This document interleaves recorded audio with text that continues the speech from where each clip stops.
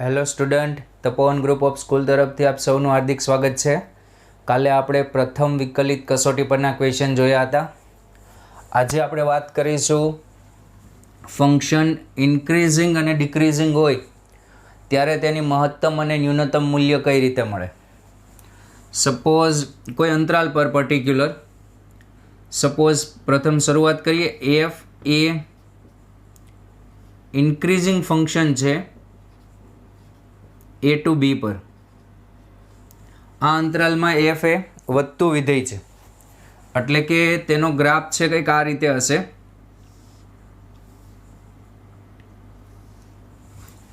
આ રીતે તેનો ગ્રાફ હશે. તો હવે આ અંતરાલમાં તમે ગ્રાફ અહીંયા મેં કોન્કેવિટી અપ રાખી છે. કોન્કેવિટી અપ એટલે સ્પર્શક આમ નીચે બને. કોન્કેવિટી આ રીતે પણ તમે ગ્રાફ ડ્રો કરી શકો, અથવા આ રીતે ગ્રાફ આવશે એનો. આ બેમાંથી કોઈ એક રીતે ગ્રાફ આવશે વધતા વિધેયનો, દેખાય છે. પરંતુ અહીંયા તમે જોઈ શકો કે અહીંયા આ જે પોઈન્ટ છે આ a ટુ b માં ગ્રાફ છે. a ટુ b માં તો અહીંયા મેક્સિમમ વેલ્યુ કેટલી થાય? Maximum value of fx, maximum value of fx કેટલી થશે? આ fb હાઇટ મહત્તમ થશે. ક્યારે? વધતું વિધેય હોય ત્યારે. અને મિનિમમ વેલ્યુ, ન્યૂનતમ કિંમત કેટલી થશે? fa. વધતા વિધેયમાં અહીંયા ન્યૂનતમ કિંમત મળે અને અહીંયા મહત્તમ કિંમત મળે. બાકી કંઈ ચેક જ નહીં કરવાનું, ડાયરેક્ટ આન્સર લખવાનો. વિકલન કે એવું કંઈ કરવાની જરૂર નથી. હા, પણ વધતું ઘટતું નક્કી કરવા વિકલન કરવું પડશે. ચલો સેકન્ડ કેસ આમાં જોઈએ. જો એફ એ ઘટતું વિધેય હોય, એબી પર ઘટતું વિધેય છે. ઓકે, ઘટતું વિધેયનો ગ્રાફ થશે આ રીતે. આ પોઈન્ટ એ છે, આ પોઈન્ટ બી છે. ઓકે, તો અહીંયા મેક્સિમમ ઓફ fx કેટલું થશે? fa. અને મિનિમમ ઓફ fx કેટલું થશે? fb. ઘટતા વિધેયમાં આ ઉલટાઈ જશે. અહીંયા મહત્તમ મળશે, અહીંયા ન્યૂનતમ મળશે. દેખાય છે? તો આના પરના ક્વેશ્ચન જોઈએ અમુક. ચલો, ફર્સ્ટ ક્વેશ્ચન આપેલો છે fx is equals to x cube plus 3x. First question, fx is equals to x cube plus 3x. x belongs to -2 to 4. Okay, વિકલન કરો. આમાં તમારે મહત્તમ અને ન્યૂનતમ મૂલ્ય મેળવવાનું છે. ખરેખર આ ગ્લોબલ જ કહેવાય. ગ્લોબલ એટલે વૈશ્વિક, આખા ગ્રાફ પરનું. આપણે આના પછીના ટોપિકમાં ચર્ચા કરીશું કે આના પર ગ્લોબલ કઈ રીતે મળે. જો વધતું ઘટતું હોય તો ડાયરેક્ટ મળી જાય. પ્યોર ઇન્ક્રીઝિંગ અને પ્યોર ડિક્રીઝિંગ હોય તો ડાયરેક્ટ મળી જાય. પણ ઘડીક વાર વધે ને ઘડીક વાર ઘટે તો એ ચર્ચા આપણે પછી કરીશું. ઓકે, આ જે મૂલ્ય છે એને ગ્લોબલ એટલે વૈશ્વિક મૂલ્ય જ કહેવાય, આખા ગ્રાફ પરના, આ અંતરાલ આખા પરના. ચલો હવે અહીંયા વિકલન કરીએ. f' તો અહીંયા આવશે 3x² પ્લસ 3. 3x² plus 3. હવે તમે જોઈ શકો કે આ જે વિધેય છે આનો આન્સર ગ્રેટર ધેન 0 આવશે. તો અહીં f એ વધતું વિધેય છે. દેખાય છે? વિકલન ધન એટલે વધતું વિધેય, અને વધતું વિધેય હોય તો અહીંયા ન્યૂનતમ કિંમત આવે ને અહીંયા મહત્તમ કિંમત આવે. તો આની મિનિમમ કિંમત આવશે, મિનિમમ કિંમત fx ની શું આવશે? f -2. f -2 એટલે -2 નો ઘન, -2 નો ઘન પ્લસ 3 ઇન્ટુ -2 -8 -6. તો અહીંયા આવશે -14. ને maximum of fx, maximum of fx f of 4 એટલે 4 નો ઘન 64 અને 3 ઇન્ટુ 4 64 પ્લસ 12 એટલે અહીંયા આવશે 76. તો આ કિંમત આવશે 76. આ જે આવે છે તે આખા ગ્રાફ પરની, એટલે કે આ અંતરાલમાં જે ગ્રાફ પર છે તેમાં મિનિમમ કિંમત -14 હશે અને મહત્તમ કિંમત +76 હશે. આટલા અંતરાલની વાત થાય છે. જો આપણે આનો આખો ગ્રાફ દોરવો હોય x³ + 3x નો, તો આ રીતે કંઈક વિચારી શકી. જો એ તો ફિક્સ થઈ ગયું કે આ વધતું વિધેય છે. આની કોન્કેવિટી વિશે વિચારવું હોય તો ડબલ વિકલન કરીએ, ડબલ ડેશ f'(x) તો શું આવશે અહીંયા 6x. તો ક્યાં આગળ ડબલ ડેશ 0 થાય છે? અહીંયા 0 થાય છે. જ્યાં દ્વિતીય વિકલન 0 થતું હોય ને ત્યાં કોન્કેવિટી ચેન્જ થાય. તો અહીંયા પ્લસ, અહીંયા માઇનસ. આ કોન્કેવિટી માટે છે. તો 0 થી મોટા માટે કોન્કેવિટી અપ અને 0 થી નાના માટે કોન્કેવિટી ડાઉન. ચલો હવે આનું મૂલ્ય આપણે f0 આગળ મેળવીએ. f0 કેટલું થશે? f0 થશે 0. મૂકી જુઓ. ચલો f0 આગળ 0, પછી f માઇનસ ઇન્ફાઇનાઇટ થશે. માઇનસ ઇન્ફાઇનાઇટનો ઘન -3 × ઇન્ફાઇનાઇટ એટલે minus infinite. f plus infinite એ ક્યાં હશે? ઇન્ફાઇનાઇટનો ક્યુબ એટલે પ્લસ ઇન્ફાઇનાઇટ જ હશે. Okay, minus infinite graph minus infinite છે, plus infinite graph plus infinite છે. ચલો હવે માઇનસ ઇન્ફાઇનાઇટ આખા ગ્રાફ તો વધતું વિધેય જ છે એટલે ગ્રાફ ઉપર જ જશે. પરંતુ 0 માટે કોન્કેવિટી ડાઉન રાખવાની છે અને આ બાજુ કોન્કેવિટી અપ, એટલે તમારો ગ્રાફ કંઈક આવશે આ રીતે. જુઓ, ઇન્ફાઇનાઇટ પ્લસ ઇન્ફાઇનાઇટ પર જ છે અને અહીંયા માઇનસ ઇન્ફાઇનાઇટ પર જ છે. જો વિધેય વધે જ છે, પરંતુ 0 થી નાની સંખ્યા માટે કોન્કેવિટી જુઓ કેવી છે? ડાઉન છે. 0 થી નાની સંખ્યા માટે કોન્કેવિટી ડાઉન છે. ડાઉન એટલે ઉપર સ્પર્શક બને અને 0 થી મોટી સંખ્યા માટે કોન્કેવિટી અપ છે. દેખાય છે? આ જે રેખા છે એનો મેં તમને સમજાવ્યું હતું, સ્પર્શક થશે. આ જે રેખા છે y = 0 જે છે તે તેનો સ્પર્શક થશે.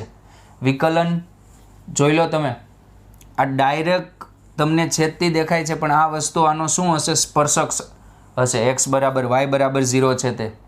ઓકે, કોપી કરી લો. Okay student, question number 2. fx = 3x² + 12x - 1, 3x² + 12x - 1,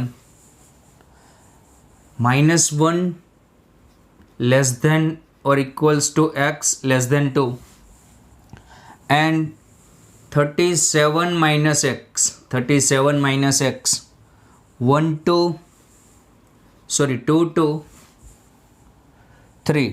2 to 3. Okay, તો ફર્સ્ટ ઓપ્શન આપેલો છે f એ -1 to 2 માં ઇન્ક્રીઝિંગ ફંક્શન છે. બી ઓપ્શન છે f એ -1 to 3 માં કન્ટિન્યુઅસ એટલે સતત છે. સી ઓપ્શન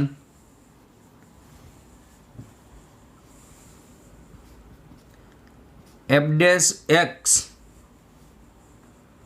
નું x = 2 આગળ અસ્તિત્વ નથી, એટલે f' 2 does not exist. D option fx A x = 2 આગળ મહત્તમ મૂલ્ય ધરાવે છે.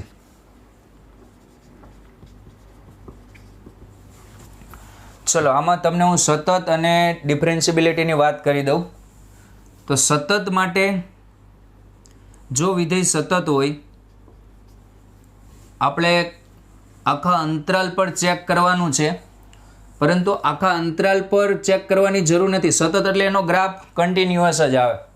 જ્યાં બ્રેકિંગ પોઈન્ટ આગળ હોય ત્યાં જ ચેક કરવાનું. જો વિધેય સતત હોય તો તેની ડાબી બાજુની લિમિટ એટલે 2 થી ઓછા માટે, ઓકે, તેની જમણી બાજુની લિમિટ અને ડાયરેક્ટ મૂલ્ય આ ત્રણેય સમાન થવું જોઈએ. અને વિકલન્ય માટે ડાબી બાજુનું વિકલન અને જમણી બાજુનું વિકલન સમાન થવું જોઈએ. તો 2 આગળ વિકલન્ય છે તેવું કહી શકો. ઓકે, તો એટલું નોટ કરવું હોય તો નોટ કરી લો.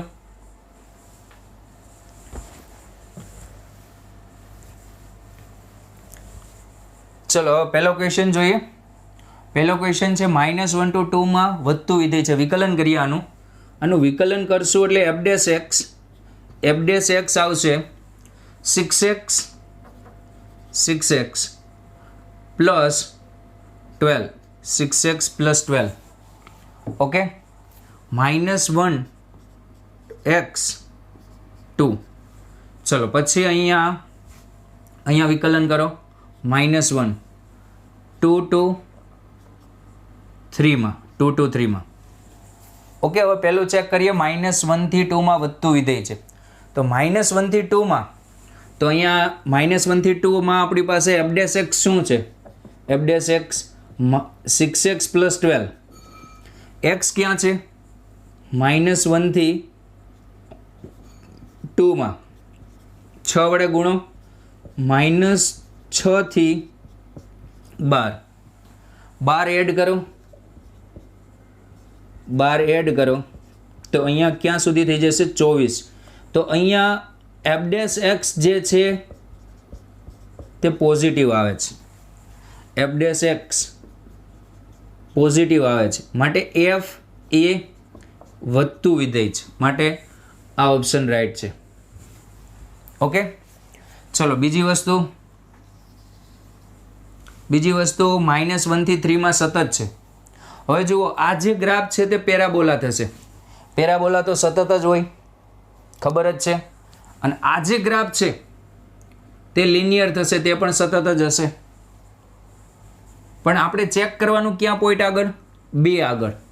બાકી બધા તો ગ્રાફ તમે દોરશો ને તો આમ પેન્સિલ ઉપાડ્યા વગર જ દોરી શકાશે. પેરાબોલા અને લિનિયર એટલે રેખાનો આલેખ. હવે 2 આગળ ચેક કરીએ. ચલો બી ઓપ્શન ચેક કરવા માટે, સતત ચેક કરવા માટે કોની આગળ? બી ઓપ્શનમાં આપણે x બરાબર 2 આગળ સાતત્યતાની ચકાસણી કરી, કારણ કે ત્યાં બ્રેક થવાની શક્યતા છે.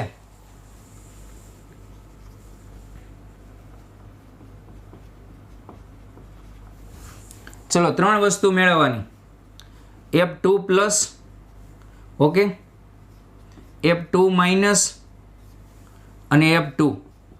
જો આ ત્રણેય સેમ આવે તો વિધેય સતત કહેવાય. 2 પ્લસ એટલે 2 થી મોટું, 2 પ્લસ એટલે 2 થી મોટું, ખ્યાલ છે? 2 પ્લસ એટલે 2 થી મોટું, તો 2 થી મોટી કિંમતો અહીંયા છે, અહીંયા મૂકવાના. તમારે મૂકવાના તો 2 જ. 2 માઇનસ એટલે -2 મૂકવાના, એવું નહીં. તો અહીંયા 2 મૂકો તો 37, કેટલા થશે? 37 માઇનસ 2, તો આ થશે 35. ઓકે, ચલો પછી f2 માઇનસ એટલે 2 થી નાનું, તો અહીંયા મૂકવાના. તો અહીંયા 3 × 4 પ્લસ 12 ×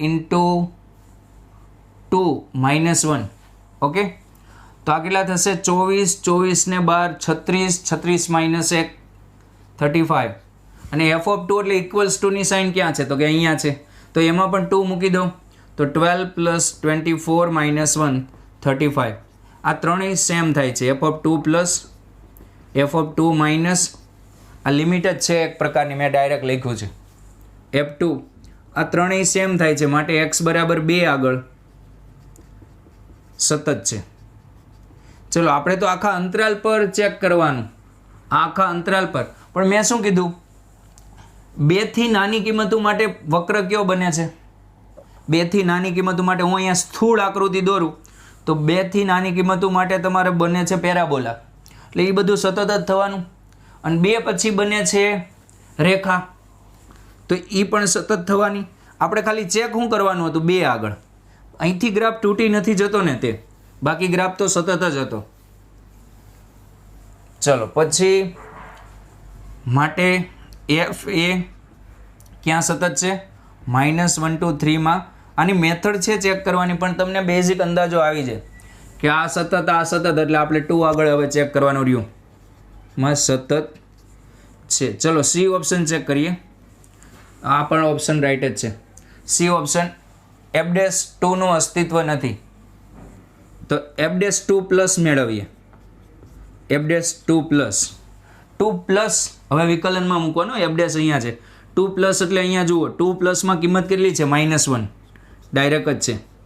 f'2 માઇનસ એટલે 2 થી ઓછી કિંમતો અહીંયા છે તો અહીંયા મૂકવાના તો 2 જ તે 6 × 2 + 12 24.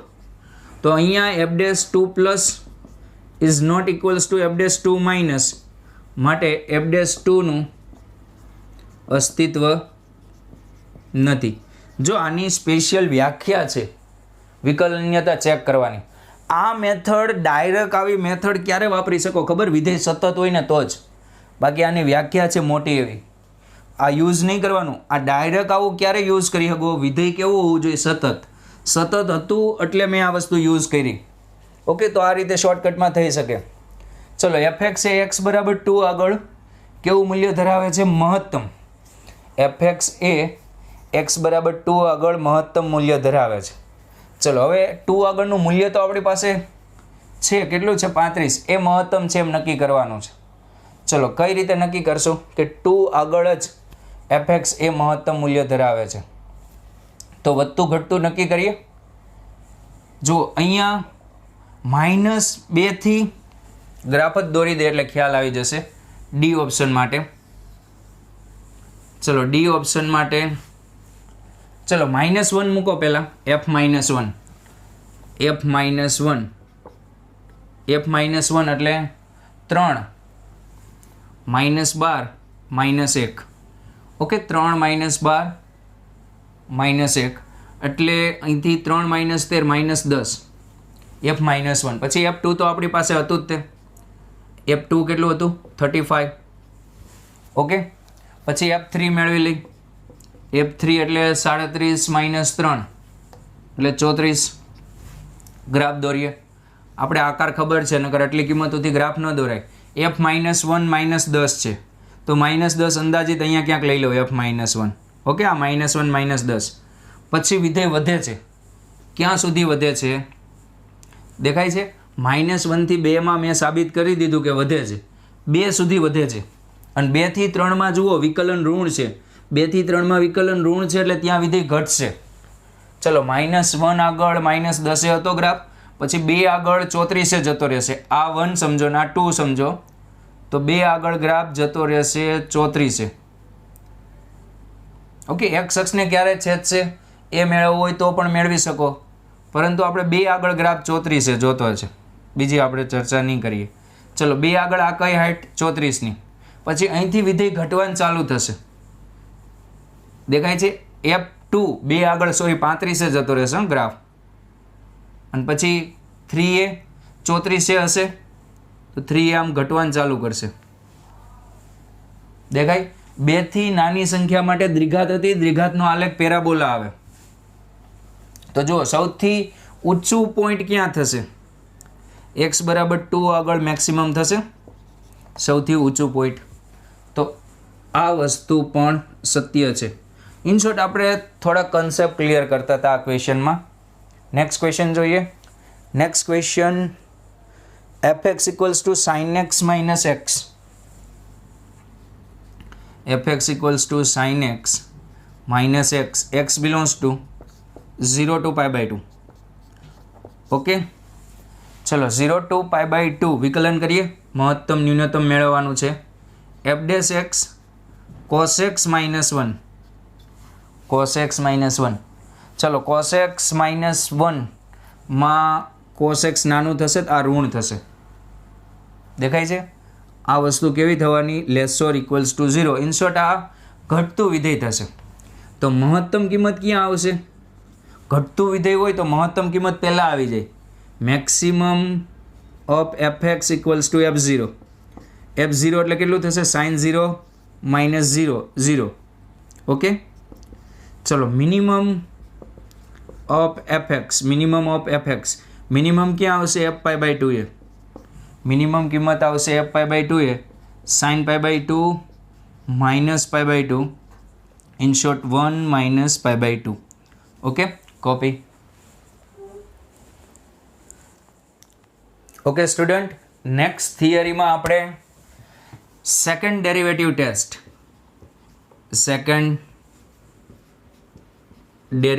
ટેસ્ટ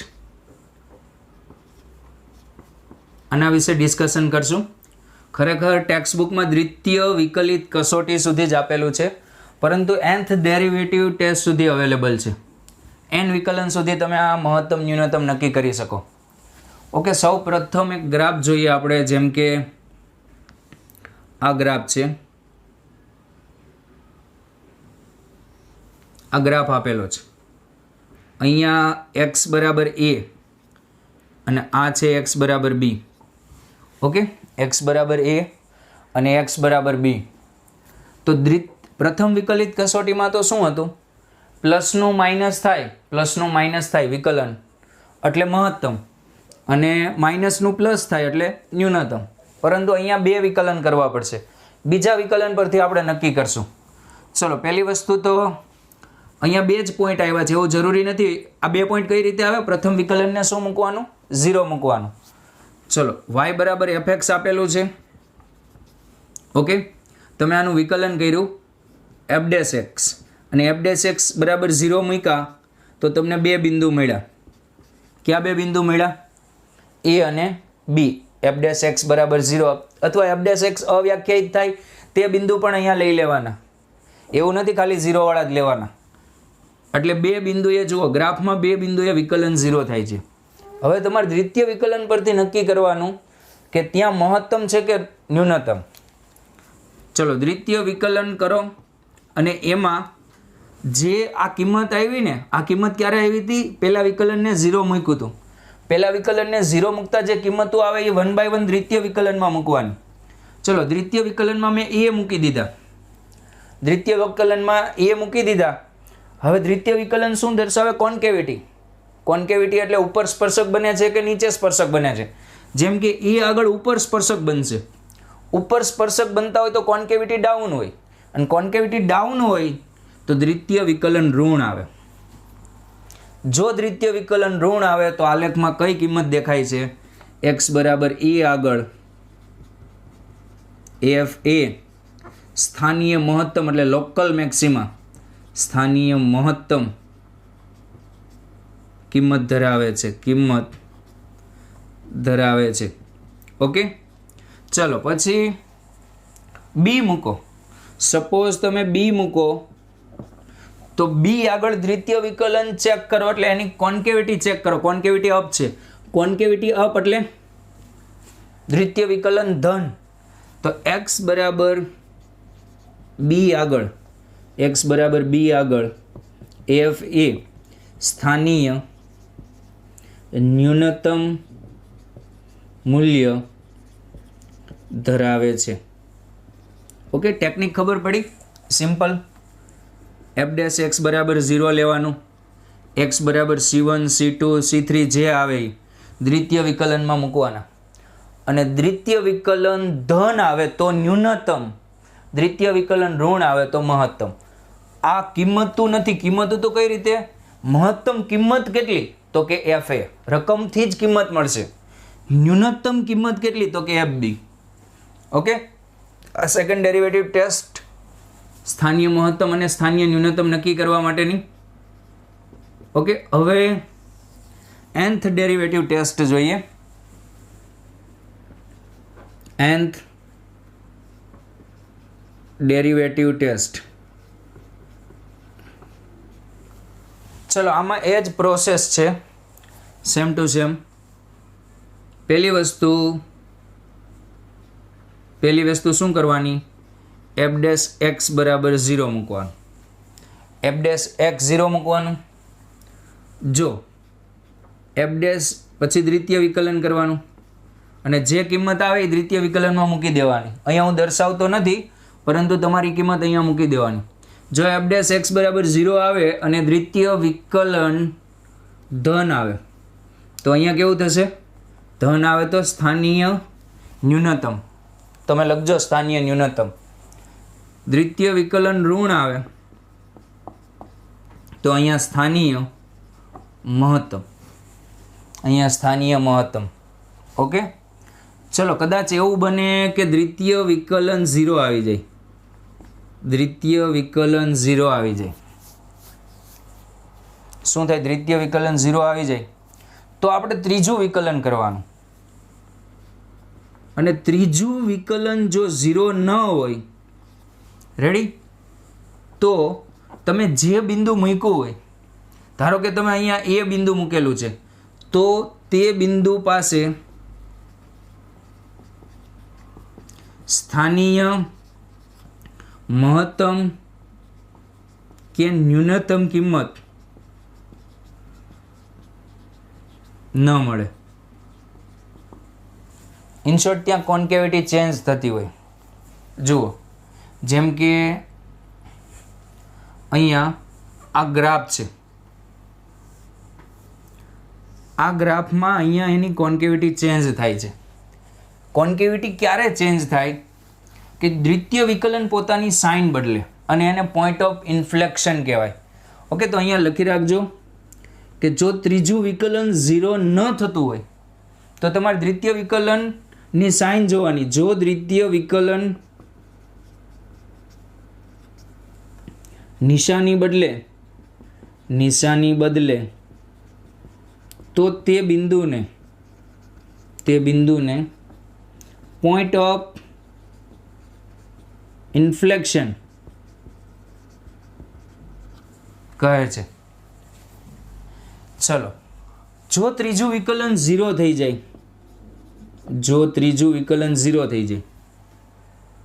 તો અમુક કિંમતો આવે કે નહીં? ત્રીજું વિકલન 0 થાય તો અમુક કિંમતો આવે. એ કિંમતો તમારે ક્યાં મૂકવાની? ચોથા વિકલનમાં મૂકવાની. અને ચોથું વિકલન ધન આવે તો મિનિમમ, ચોથું વિકલન ઋણ આવે તો મેક્સિમમ. ઓકે, આ પ્રોસેસ રિપીટ થયા કરે. ફરીથી એક વખત, જો પહેલું વિકલન 0 થાય અમુક સંખ્યા આગળ, તો શું કરવાનું? એ સંખ્યાઓ બીજા વિકલનમાં મૂકવાની. બીજું વિકલન ધન આવે તો કેવું થશે?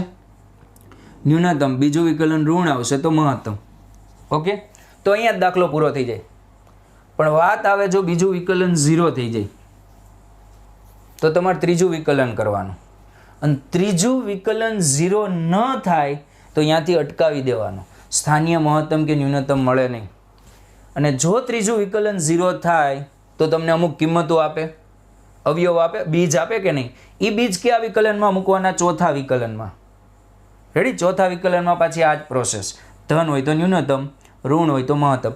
ઇન શોર્ટ, મહત્તમ, ન્યૂનતમ ઇવન ડેરિવેટિવ જ નક્કી કરે. ઇવન એટલે યુગ્મ વિકલન. જુઓ, અહીંથી જ નક્કી થાય. અને અહીંયા મેં એક નાની અમથી વાત એ કરી કે પોઈન્ટ ઓફ ઇન્ફ્લેક્શન.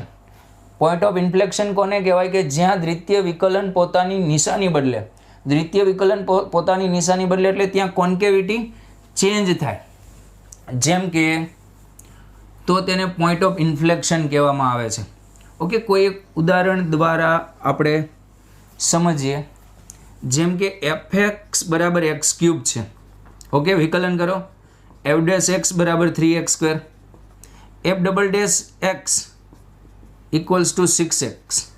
હવે જુઓ, આનું બીજ કોણ? 0. આ બાજુ આ ધન ને આ બાજુ આ ઋણ. તો જુઓ, દ્વિતીય વિકલને કયા બિંદુ આગળ નિશાની બદલી? દ્વિતીય વિકલને 0 આગળ નિશાની બદલે છે. તો આ જે પોઈન્ટ છે એને પોઈન્ટ ઓફ ઇન્ફ્લેક્શન કહેવાય. કે જ્યાં દ્વિતીય વિકલન તો 0 તો થતું હોય પણ નિશાની બદલતું હોય. પોઈન્ટ ઓફ ઇન્ફ્લેક્શન કોને કહેવાય? કે જ્યાં દ્વિતીય વિકલન 0 થવું જોઈએ અને નિશાની બદલવું જોઈએ. ઘણા કેસમાં શું થાય? દ્વિતીય વિકલન 0 થઈ જાય. ઇઝ ઇક્વલ્સ ટુ x⁴ આપેલી છે. આનું વિકલન કરો. f'(x) 4x³. દ્વિતીય વિકલન કરો. f"(x) 12x². તો અહીંયા x બરાબર 0 આગળ દ્વિતીય વિકલન 0 થાય છે. પરંતુ અહીંયા દ્વિતીય વિકલન જુઓ પોતાની નિશાની નહીં બદલે. યુગ્મ છે એટલે બંને બાજુ પ્લસ જ રહેશે. તો આ પોઈન્ટને આ કેસમાં પોઈન્ટ ઓફ ઇન્ફ્લેક્શન ન કહેવાય, અહીંયા આ પોઈન્ટ ઓફ ઇન્ફ્લેક્શન થશે. ઓકે, દ્વિતીય વિકલન 0 થાય ત્યાં શું મળે? Point of inflection. પણ ક્યારે? નિશાની બદલે તો, સાઇન ચેન્જ થાય તો. ખ્યાલ આવ્યો? ચલો આગળ વાત કરીએ. આમાં તે આ બે એક્ઝામ્પલ લખો હોય તો લખી લેજો.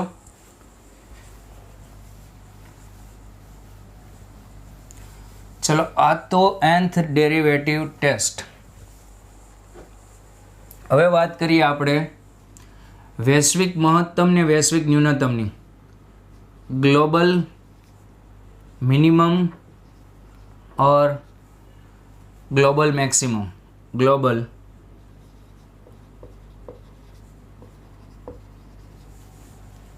इन સૌરૃત અંતરાલ ઓફ ક્લોઝ ઇન્ટરવલ AB. તો આખી પ્રોસેસ આ રીતે થશે. આપણે દ્વિતીય વિકલન પરથી નક્કી કરશું. ઓકે, પ્રથમ વિકલિત કસોટી પરથી પણ નક્કી થઈ જાય. શું કરવાનું? y બરાબર fx આપેલા છે, તેનું વિકલન કરીને 0 મૂકી દેવાનું. f' x બરાબર 0 મૂકવાનું. રેડી? એટલે કિંમતો આવશે x બરાબર c1, c2, c3, આવી જેટલી કિંમત આવે એટલી, અપ ટુ cn જેટલી આવે એટલી. આ બધી કિંમતને આપણે ક્યાં મૂકવાનું? દ્વિતીય વિકલનમાં. હવે દ્વિતીય વિકલન ધન આવે તો ત્યાં સ્થાનીય ન્યૂનતમ હોય, ઋણ આવે તો ત્યાં સ્થાનીય મહત્તમ હોય. અહીંયા ધારો કે બે જ કિંમત આવે છે. રેડી? ધારો કે બે જ કિંમત આવે છે. આપણે આમાં સ્થાનીય અને ગ્લોબલ બંને સમજી. અહીંયા ધારો કે આ બે જ કિંમત આવે છે. તો હવે તમે આને અહીંયા મૂકો, f'(c1) અને ધન આવે છે. તો x બરાબર c1 આગળ f એ સ્થાનીય કેવી કિંમત ધરાવે છે? ન્યૂનતમ કિંમત ધરાવે છે. ઓકે, અને સ્થાનીય ન્યૂનતમ કિંમત કેટલી? લોકલ મિનિમમ વેલ્યુ એ કેટલી થશે? c1 ને ક્યાં મૂકી દેવાનું? રકમમાં. Local minimum value equals to fc1. ચલો, હવે બીજા વિકલન ઋણ આવે છે. તો એમ કહી શકો કે x બરાબર c2 આગળ f એ સ્થાનીય મહત્તમ કિંમત ધરાવે છે. મહત્તમ કિંમત ધરાવે છે. ઓકે, અને સ્થાનીય મહત્તમ એટલે લોકલ મેક્સિમમ કિંમત કેટલી આવશે? લોકલ મેક્સિમમ કિંમત આવશે fc2. ઓકે, લોકલ મેક્સિમમ કિંમત fc2. ચલો, આ સ્થાનીય મહત્તમ ને સ્થાનીય ન્યૂનતમ આવી ગયા. હવે વૈશ્વિક માટે તમારે 4 વેલ્યુ લઈ લેવાની. ગ્લોબલ મેક્સિમમ વેલ્યુ કઈ થશે?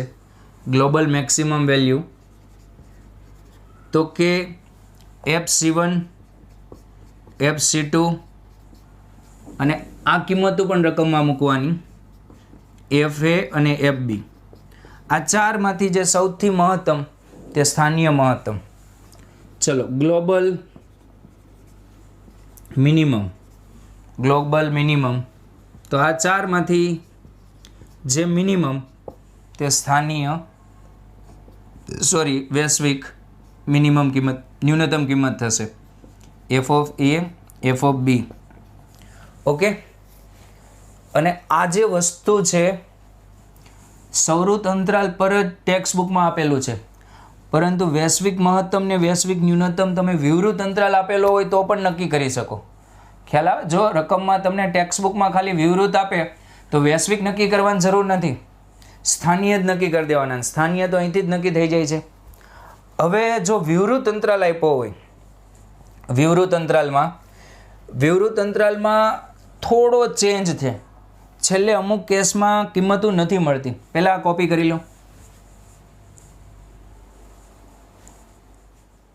ઓકે સ્ટુડન્ટ, ડિસ્કસ કરીએ global maximum and minimum in open interval AB.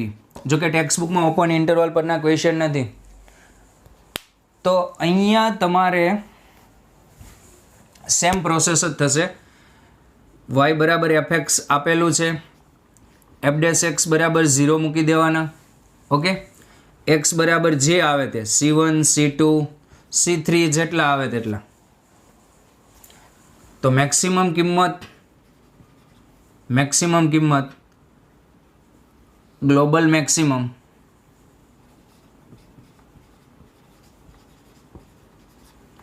equals to maximum of f of c1, f of c2, f of c3.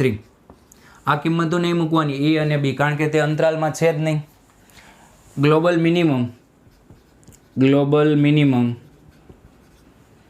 equals to minimum of f of c1, f of c2, f of c3. Okay, આને હું થોડી વાર m1 કહી દઉં અને આને હું થોડી વાર m2 કહી દઉં. પણ અહીંયા એક રિસ્ટ્રિક્શન છે. જો limit x tends to a plus fx greater than m1 or limit x tends to b minus fx less than m2, તો વૈશ્વિક એટલે કે ગ્લોબલ મિનિમમ એન્ડ મેક્સિમમ કિંમત ન મળે. જો શું કરવાનું, આ બધું ભૂલી જાઓ. ધારો કે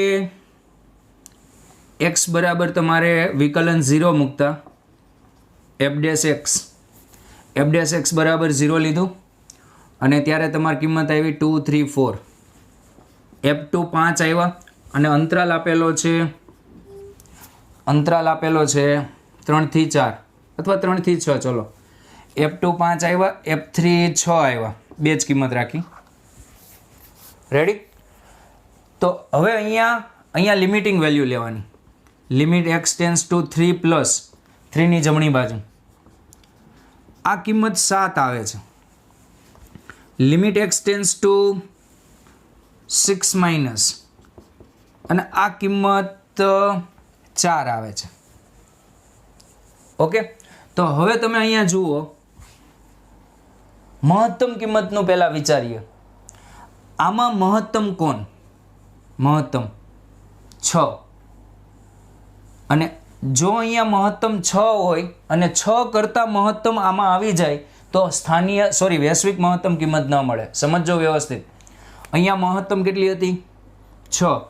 અને લિમિટિંગ વેલ્યુ પર એના કરતાં મહત્તમ આવી જાય લખી દેવાનું, વૈશ્વિક મહત્તમ ન મળે. હા, સ્થાનીય તો મળશે જ, આ સ્થાનીય મહત્તમ તો છે જ. વૈશ્વિકની વાત કરું છું. વૈશ્વિક એટલે આખા ગ્રાફ પર અને સ્થાનીય એટલે પર્ટિક્યુલર અંતરાલ પર. પછી આમાં મિનિમમ કેટલી? 5. અને મિનિમમમાં ઘટી જાય, જો અહીંયા ઘટી જાય છે તો વૈશ્વિક મિનિમમ પણ ન મળે. સમજો આવું થાય છે, આ રીતે થાય છે. ધારો કે અહીંયા કોઈ કિંમત આવે છે 5.5. ફરીથી ચલો, મહત્તમ કેટલી હતી? 6. લિમિટિંગ વેલ્યુ પર મહત્તમમાં વધવું ન જોઈએ. જો વધી જાય તો મહત્તમ ન મળે. જો અહીંયા વધી ગયું તો લખી દેવાનું વૈશ્વિક મહત્તમ ના મળે. ચલો, આમાં ન્યૂનતમ કેટલી? 5. લિમિટિંગ વેલ્યુ પર આનથી ઓછી ન હોવી જોઈએ. તો લિમિટિંગ વેલ્યુ પર આનથી ઓછી છે, બેમાં જોવાનું નથી, તો ન્યૂનતમ આ થાય. ખ્યાલ આવ્યો? તો ન્યૂનતમ કિંમત આ થશે. ફરીથી એક ઉદાહરણ દ્વારા સમજીએ. ચલો, આ કિંમત ભૂલી જાઓ થોડી વાર માટે. આ આપેલું છે 8, આ 10. ઓકે, 8 10 અને અહીંયા આપેલું છે 7 અને 6. ચલો, આમાં મહત્તમ કોણ? 10. આમાં મહત્તમ 10. આની અંદર મહત્તમ 10 છે. ચલો, આની અંદર મહત્તમ 10 છે. તો હવે આનાથી મહત્તમ અહીંયા હશે તો મહત્તમ નહીં મળે. તો આનાથી મહત્તમ અહીંયા છે નથી, તો મહત્તમ મળશે એ કેટલી? 10. હવે આમાં ન્યૂનતમ કોણ? 8. આનાથી ન્યૂનતમ અહીંયા છે? હા છે, તો ન્યૂનતમ નહીં મળે. એક સિમ્પલ ક્વેશ્ચન કરશું એટલે ખ્યાલ આવી જશે. ઇન શોર્ટ, મહત્તમ માટે અહીંયા જ મહત્તમ હોવું જોઈએ, અહીંયા આનાથી મહત્તમ ન થવું જોઈએ. અને ન્યૂનતમ માટે અહીંયા જ ન્યૂનતમ હોવું જોઈએ, અહીંયા ન્યૂનતમ ન થવું જોઈએ. વિવૃત અંતરાલ પર ચર્ચા કરવાનું કે ત્યારે, જો કે ટેક્સ્ટ બુકમાં વિવૃત અંતરાલ પર વૈશ્વિકની ચર્ચા ક્યારેય કરવાનું નહીં કહે. ઓકે, હવે ઓવરઓલ એનાલિસિસ કરીએ કે આપણે જેટલું સમજ્યા હોય તો કે શું સમજેલા છીએ.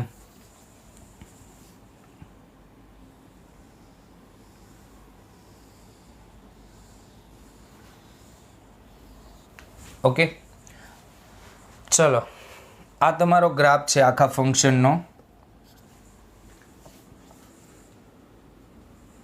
આખા ફંક્શનનો ગ્રાફ આપેલો છે. ઓકે, ચલો, આ પોઈન્ટ અહીંયા બોલો, અહીંયા આ પોઈન્ટ વિશે કંઈક વાક્ય બોલો, 1-2. તો કે આ પોઈન્ટ આગળ વિકલન 0 થાય 0, કારણ કે સ્પર્શક એક્સ અક્ષને સમાંતર. આ બાજુ વિશે કંઈ કહેવું હોય તો ઇન્ક્રીઝિંગ ફંક્શન છે. જો અહીંથી વધતું વિધેય થાય છે, દેખાય છે. અને આ પોઈન્ટ કેવું થાય? આ પોઈન્ટ આટલા અંતરાલમાં જુઓ, આટલા અંતરાલમાં, અથવા એના આજુબાજુના પોઈન્ટ જુઓ ને, આ પોઈન્ટ ઊંચું છે અને આજુબાજુના પોઈન્ટ નીચા છે. તો આ જે પોઈન્ટ છે તે કેવું થશે? Local maximum. આ પોઈન્ટ થશે લોકલ મેક્સિમમ, આ પોઈન્ટ. ઓકે, ચલો, હવે અહીંથી અહીંયા આ જે વિધેય છે તે ડિક્રીઝિંગ ફંક્શન છે. અહીંથી અહીંયા દેખાય છે, આ પોઈન્ટ એ હતું, અહીંથી અહીંયા ડિક્રીઝિંગ ફંક્શન છે. ચલો, હવે અહીંયા પણ f' b, અહીંયા પણ વિકલન કેવું થાય છે? 0, દેખાય. અને આ કેવું છે? આ લોકલ મિનિમમ, સ્થાનીય ન્યૂનતમ. સ્થાનીય ન્યૂનતમ એટલે 2-3 બિંદુ પણ હોઈ શકે. તમારે જોવાનું, ન્યૂનતમ એટલે એ બિંદુ સૌથી નીચે હોવું જોઈએ. કોઈ પર્ટિક્યુલર અંતરાલમાં વાત થાય છે. ચલો, અહીંયા ઘટતું હતું. ઓકે, ચલો, પછી હજી એક વસ્તુ હું તમને કહી શકું કે આ બિંદુ, અહીંયા કોઈ બિંદુ એવું હશે, જુઓ, અહીંયા આ જે બિંદુ હશે ને, આ બિંદુ દેખાય છે, ત્યાં દ્વિતીય વિકલન, આ E અને B વચ્ચે કોઈ બિંદુ છે, કયું બિંદુ છે? A1. તો ત્યાં f''A1 0 થતા હશે. સર, તમને કેમ ખબર પડી કે ત્યાં 0 થતા હશે? ત્યાં વિધેય પોતાની કોન્કેવિટી ચેન્જ કરે છે. જુઓ, અહીંયા સુધી કોન્કેવિટી ડાઉન હતી, દેખાય છે, આમ હતી, પણ અહીંથી કોન્કેવિટી અપ થઈ ગઈ. એવા ઘણા બધા બિંદુ હશે કે જ્યાં કોન્કેવિટી ચેન્જ થતી હશે. જુઓ, અહીંયા ડાઉન છે અહીંયા સુધી, પછી અહીંથી અપ થઈ જાય. તો દ્વિતીય વિકલનના બધા બિંદુઓ નહીં દર્શાવું, જરૂર છે એટલું દર્શાવીશ. જો અહીંયા દ્વિતીય વિકલન 0 થશે, અહીંયા 0 થશે દ્વિતીય વિકલન, કોન્કેવિટી અહીંયા ડાઉન છે પછી અહીંથી અપ થઈ જાય છે. એવું ઘણી જગ્યાએ થાય છે કે જ્યાં દ્વિતીય વિકલન 0 થાય છે. પરંતુ આપણે અત્યારે લોકલ મિનિમમ અને તેની જ ચર્ચા કરીએ, કોન્કેવિટીની ચર્ચા નહીં કરીએ. ચલો, બીજું પોઈન્ટ છે આ પોઈન્ટ. આ પોઈન્ટને હું નામ આપી દઉં C. ઓકે, C બિંદુ. તો અહીંયા f'(c) 0 થાય છે. અને આ પોઈન્ટ કેવું છે? લોકલ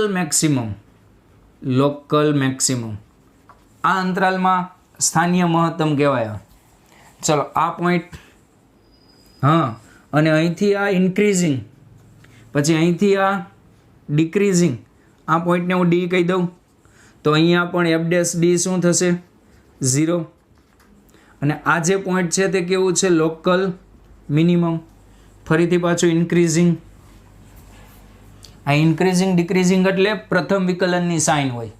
ઇન્ક્રીઝિંગ તો પ્રથમ વિકલન ધન, ડિક્રીઝિંગ તો પ્રથમ વિકલન ઋણ, અને ડબલ ડેશની સાઇન કોન્કેવિટી હોય. અહીંયા ડાઉન છે તો અહીંયા ડબલ ડેશની સાઇન ઋણ હશે, તે આમાં દર્શાવી નથી. ચલો આ પોઈન્ટને હું ઈ કહી દઉં. ઈ અહીંયા એફ ડેશ ઈ 0 થાય છે, એફ ડેશ ઈ 0 થાય છે, માટે આ જે પોઈન્ટ છે કેવું છે? Local maximum. લોકલ મેક્સિમમ એટલે આટલા અંતરાલ પૂરતું જ જોવાનું. ઓકે, ચલો પછી આપણે વાત કરીએ આ પોઈન્ટની. આ પોઈન્ટને હું એફ કહી દઉં. અહીંયા કર્વ છે આ રીતે, તો અહીંયા એફ ડેશ એફ 0, અહીંયા આપણે કેપિટલ એફ નામ આપી દઈએ, સ્મોલ એફ તો આપણું વિધેય જ છે એટલે F dash capital F 0. Okay, અને અહીંયા કેવું બિંદુ થશે? આ જુઓ તો અંતરાલમાં મિનિમમ, લોકલ મિનિમમ. ઓકે, ચલો આગળ વાત કરીએ આ પોઈન્ટની. આ પોઈન્ટ અહીંયા શાર્પ છે, દેખાય? તો આ પોઈન્ટને હું જી કહી દઉં. તો અહીંયા F dash G does not exist, does not exist. વિકલન વ્યાખ્યાયિત નથી એટલે અહીંયા વિકલન્ય નથી. ઓકે, તો આ જે પોઈન્ટ છે તે કેવું થશે? Local maximum. દેખાય છે ઉપર છે, અહીંથી અહીંયા આ ડિક્રીઝિંગ, આ ઇન્ક્રીઝિંગ, આ પાછું ડિક્રીઝિંગ. ઓકે, ચલો લોકલની તો વાત થઈ ગઈ. આ બધી વાત હતી લોકલ માટે જ હતી. હવે ગ્લોબલ એટલે વૈશ્વિકની વાત કરી તો આ પોઈન્ટ સૌથી ઊંચું છે, તો આને કહેવાય ગ્લોબલ મેક્સિમમ. આને કહેવાય ગ્લોબલ મેક્સિમમ. આખા ગ્રાફ પર જોવાનું ગ્લોબલ એટલે જે અંતરાલ આપે એમાં સૌથી નીચું પોઈન્ટ આ છે. આ બંને સરખી ઊંચાઈ જ લાગે છે. હવે આપણે સૌથી નીચું આ પોઈન્ટને ધારી લઈએ છીએ, અથવા આ પોઈન્ટ સૌથી નીચું હોય. ચલો આ પોઈન્ટ સૌથી નીચે છે, દેખાય છે? તો અહીંયા જે આવશે આ પોઈન્ટ આગળ જે કિંમત આવશે તે આવશે ગ્લોબલ મિનિમમ, વૈશ્વિક ન્યૂનતમ કિંમત. ખ્યાલ આવ્યો? લોકલ કિંમતો ઘણી બધી હોઈ શકે, પરંતુ વૈશ્વિક કિંમત એક જ હોય. વૈશ્વિક મહત્તમ એક, વૈશ્વિક ન્યૂનતમ એક. આટલી ચર્ચા આપણે કરી લીધી. હવે આના પરથી કાલે ક્વેશ્ચન કરશું. તમારે તો આ બધું કંઈ યાદ નથી રાખવાનું. દ્વિતીય વિકલન ધન કે ઋણ થાય ત્યારે શું થાય તે યાદ રાખવાનું છે. કોપી.